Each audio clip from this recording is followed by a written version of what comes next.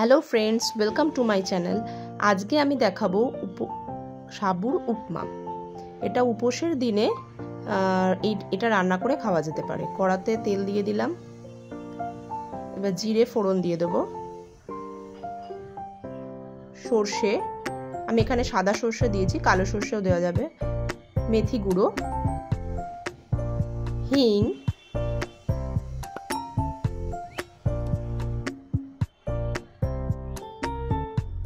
কারি পাতা,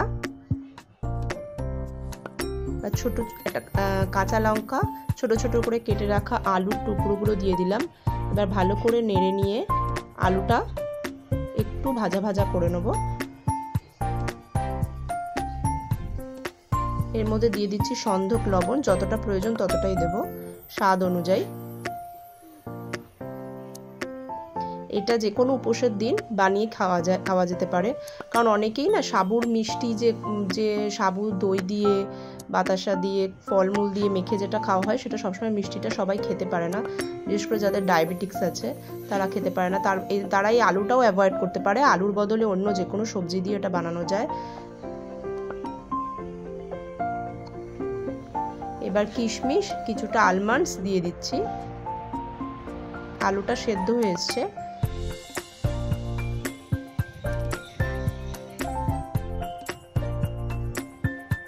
এটা একটা ঝটপট রেসিপি। উপোসের দিন এটা ঝটপট বানিয়ে নিয়ে খাওয়া যেতেই পারে।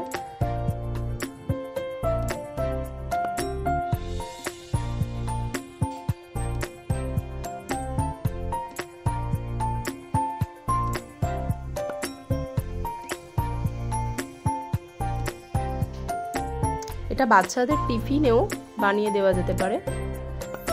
এটা বাচ্চাদের টিফিনের জন্য বেশ ভালো একটা আইটেম।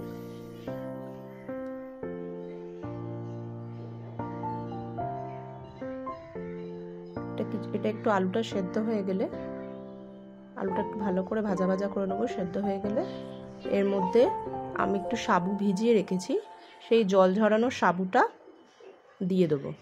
বেশিক্ষণ ভেজানোর প্রয়োজন নেই, আধ ঘন্টা মতো ভিজিয়ে রেখেছিলাম, তারপরে সেটা জল ঝরিয়ে নিয়েছি বড় ছাঁকনির মধ্যে নিয়ে।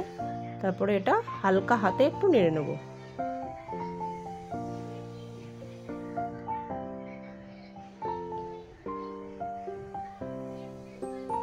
ভিডিওটা ভালো লাগলে লাইক, শেয়ার, সাবস্ক্রাইব করতে কিন্তু ভুলবেন না।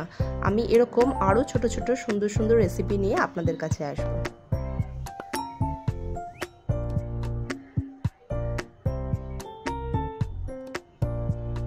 এর মধ্যে প্রয়োজন মতো একটু চিনি দিয়ে দেবো। যারা মিষ্টিটা খাবে না তারা মিষ্টিটা অ্যাভয়েড করবে।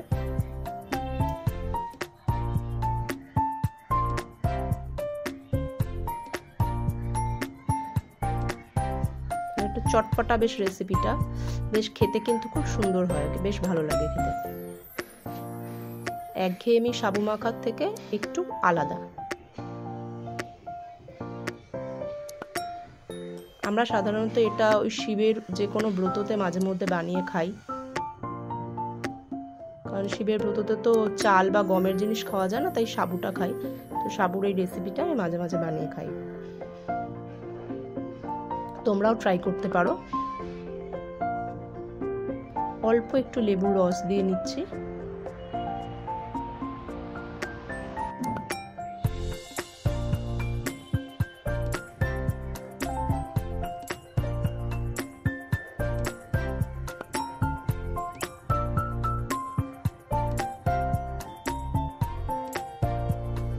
হালকা হাতে নাড়িয়ে নেব।